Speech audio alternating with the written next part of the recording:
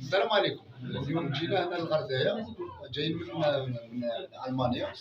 جينا للغردايه بغينا نعرفوا التقاليد ونولي عائله التقاليد اللي هي في بلادنا في غردايه.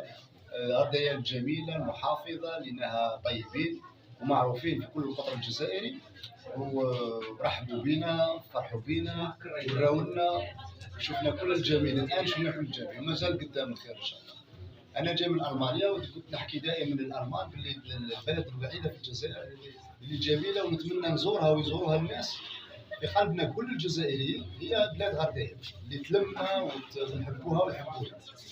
نتمنى كل جزائري اللي في الخارج يجي واللي في الداخل كان يجي يزورها ويجيب بلاده ويعرف بالجاليه المقيمه في الخارج وحتى الاجانب هنا بهذه الجوله.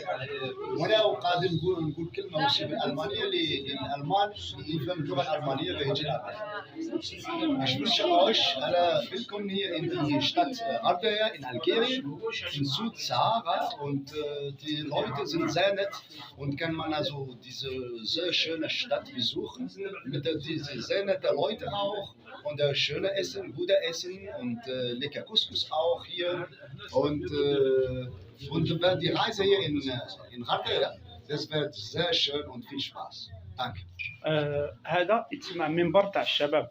واش تعطينا رايك؟ يعني منبر تاع الشباب باش نديروا للضياف يقولوا رايهم. واش تقول لهم؟ هذا منبر تاع الشباب.